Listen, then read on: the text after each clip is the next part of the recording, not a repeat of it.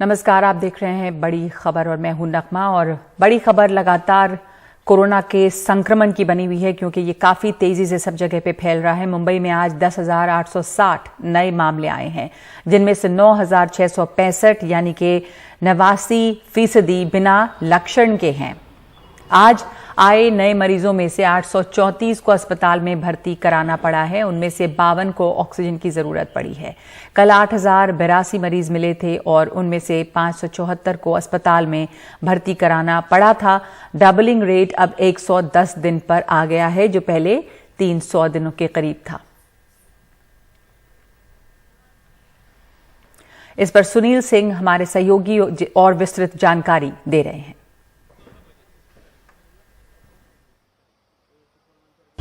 मुंबई में कोरोना संक्रमण की रफ्तार लगातार बढ़ रही है और आज तो आंकड़ा 10,000 पार कर गया है।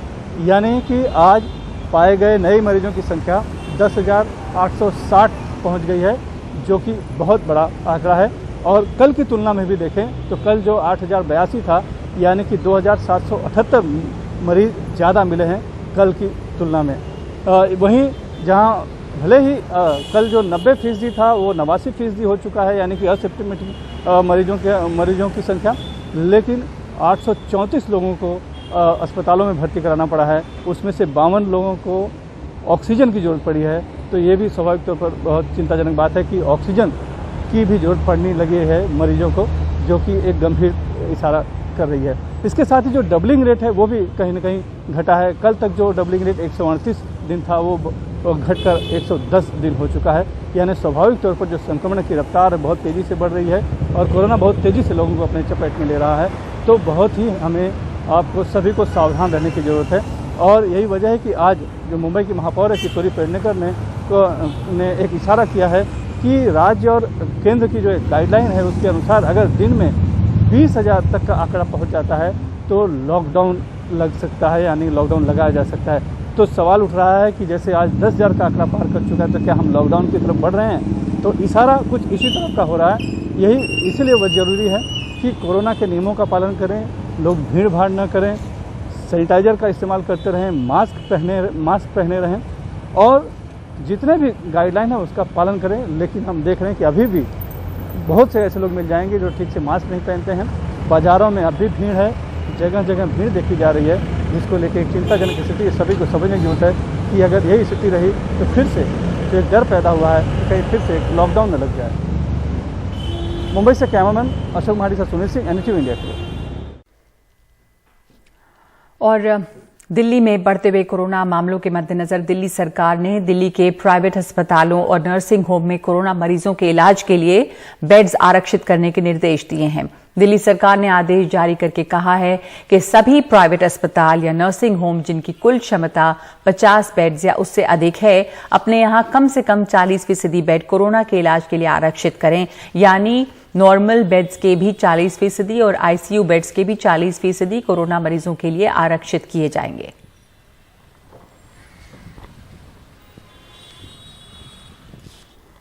दिल्ली के मुख्यमंत्री अरविंद केजरीवाल कोरोना संक्रमित हैं। उधर राजधानी में बढ़ते कोरोना के मामलों को लेकर रात का कर्फ्यू लगा दिया गया है।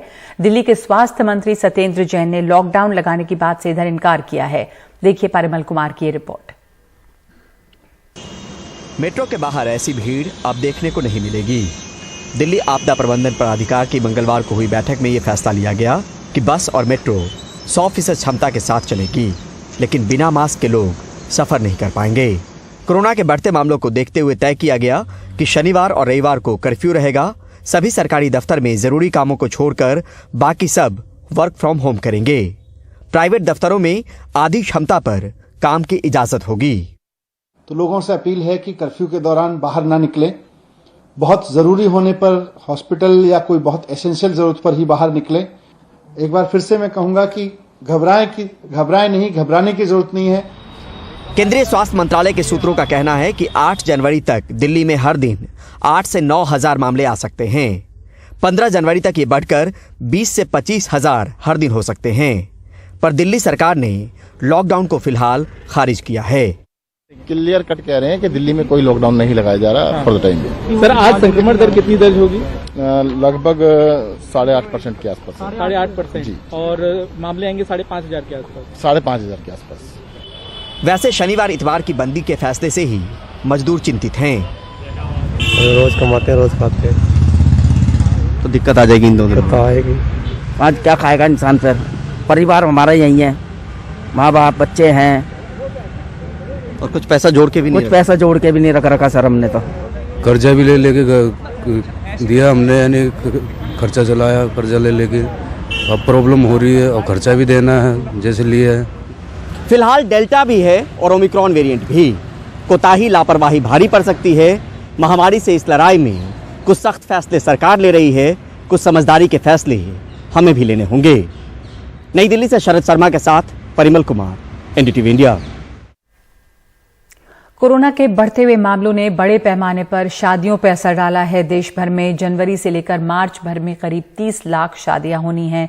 अब कोरोना ने इन शादियों का भी बजट बिगाड़ दिया है। देखिए रवीश रंजन शुक्ला की रिपोर्ट।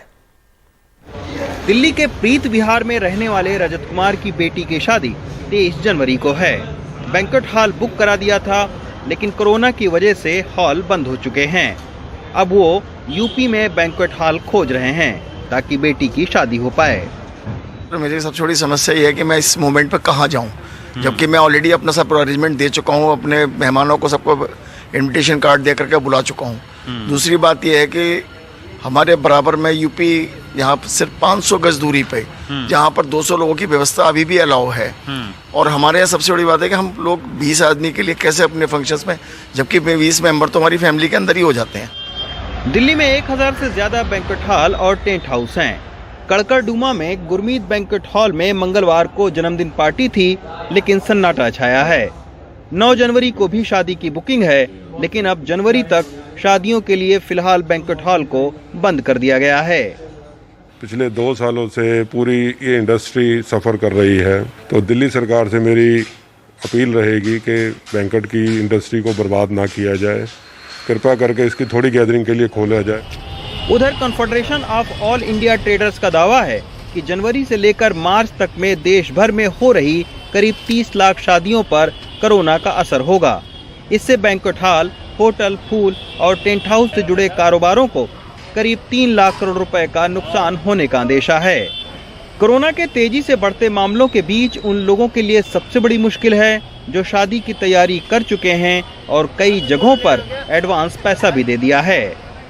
2 साल के बाद में शादी करने और शादी कराने वालों को इस साल अच्छे की उम्मीद थी, लेकिन कोरोना के बढ़ते मामलों ने उनकी उम्मीदों पर पानी फेर दिया। पर सोचिए, जिन लोगों ने कोरोना के चलते अपनी शादियां टाली हैं या जिनके प्री बुकिंग के पैसे डूब गए, वो जब राजनीतिक पार्टियों की भीड़ को देखते होंगे तो उन पर क्या गुजरती होगी। दिल्ली से रवीश रंजन शुक्ला, एनडीटीवी इंडिया। और एशिया के सबसे बड़े मदरसे दारुल उलूम के लिए मशहूर सहारनपुर के देवबंद में यूपी के मुख्यमंत्री योगी आदित्यनाथ ने मंगलवार को एंटी टेररिस्ट स्क्वाड के ट्रेनिंग केंद्र का शिलान्यास किया है। देवबंद में रैली को संबोधित करते हुए आदित्यनाथ ने कहा कि पिछली सरकार दंगे कराती थी और उनकी सरकार दंगे न हो इसलिए एटीएस के केंद्र बना रही है। क्या है इस शिलान्यास के मायने, बता रहे हैं सौरभ शुक्ला।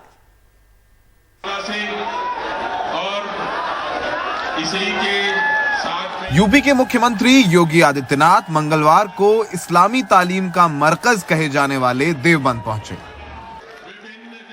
यहां योगी ने एंटी टेररिस्ट स्क्वाड के ट्रेनिंग सेंटर का शिलान्यास किया। फिर पिछली सपा सरकार पर आतंकवादियों को बढ़ावा देने का आरोप लगाया।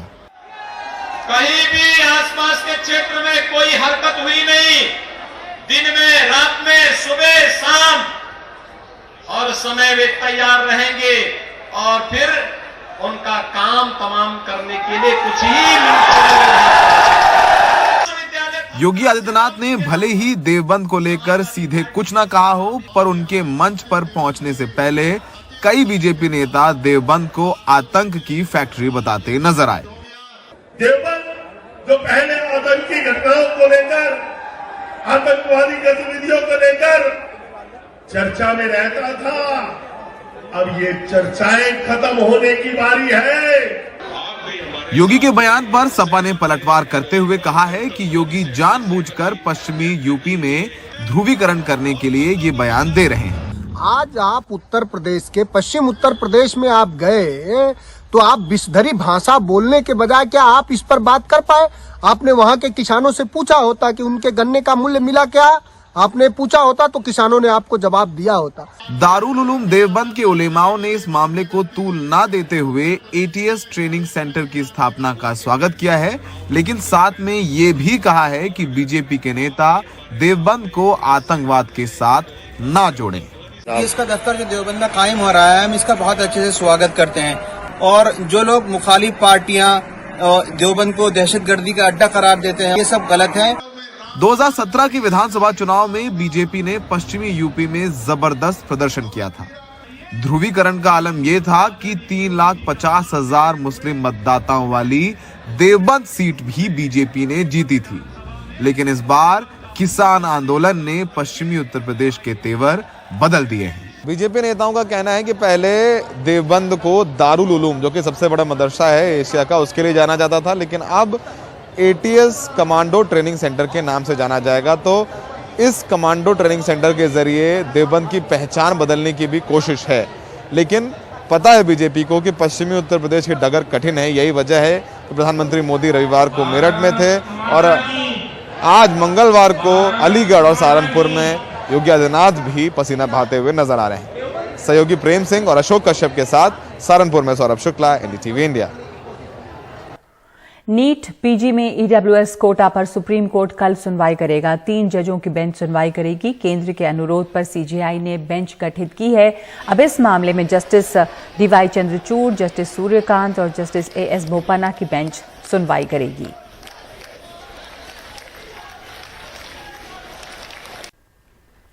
कोरोना का साया किताबों के मेले पर भी पड़ रहा है। 8 तारीख से होने वाला पुस्तक मेला टल सकता है। संभवतः कल इसकी घोषणा भी हो जाएगी, लेकिन घोषणा में हो रही देर की वजह से प्रकाशक परेशान हैं।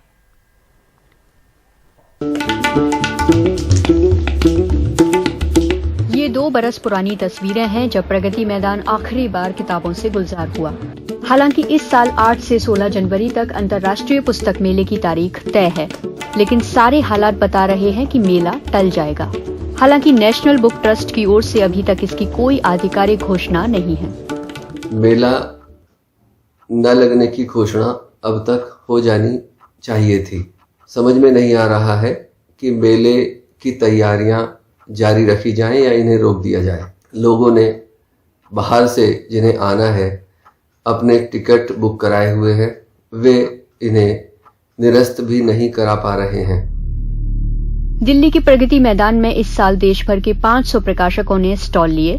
कुल 1200 स्टॉल बनाए जा रहे हैं, लेकिन कोरोना की वजह से आशंकित प्रकाशक परेशान हैं कि अब क्या होगा।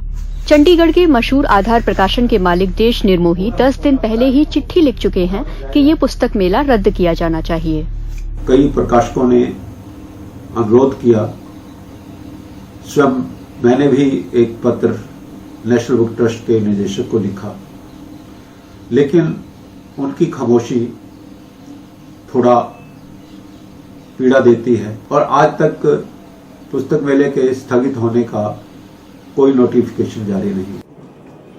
हर साल लगने वाला अंतर्राष्ट्रीय पुस्तक मेला देश भर के पुस्तक प्रेमियों का आकर्षण होता है।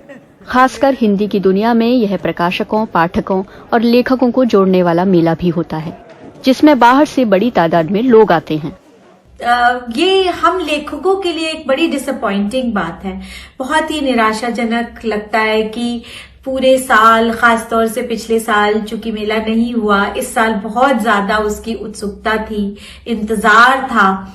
आता तो हम सब कितने दूर दूर से, देश के कोने कोने से लेखक आते हैं और दुनिया भर का साहित्य एक जगह मिलता है। उस सुख से हम वंचित हो जाएंगे। अंतर्राष्ट्रीय मेले के आयोजक नेशनल बुक ट्रस्ट के अंदरूनी सूत्र बताते हैं कि मेला रद्द करने पर अंतिम मुहर सरकार को लगानी है। जब तक ये आदेश नहीं आता, वे कुछ नहीं कर सकते। बेशक इससे प्रकाशकों को परेशानी हो रही हो। Bureau report, NDTV India. और देश में अब तक 75 लाख किशोरों को बीते 2 दिन में टीका लग चुका है। ये कामयाबी लोगों के अपने उत्साह से भी संभव हुई है। ये तस्वीर स्वास्थ्य मंत्री मनसुख मांडविया ने ट्वीट की है। हिमाचल प्रदेश में बर्फबारी के बीच 2 महिलाएं टीकाकरण अभियान में लगी हुई हैं।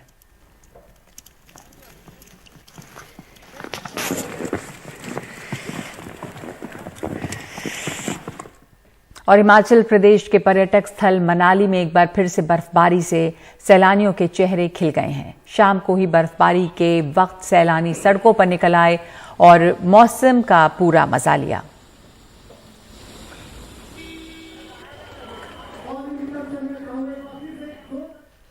तो मनाली में बर्फ पड़ रही है। इधर प्रधानमंत्री मोदी आज इम्फाल पहुंचे हैं और वहां पर लोगों के साथ मिलकर उनकी परंपरा के मुताबिक स्थानीय कलाकारों के साथ उन्होंने वहां पे ढोल बजाया और उनके रंग में रंगे नजर आए।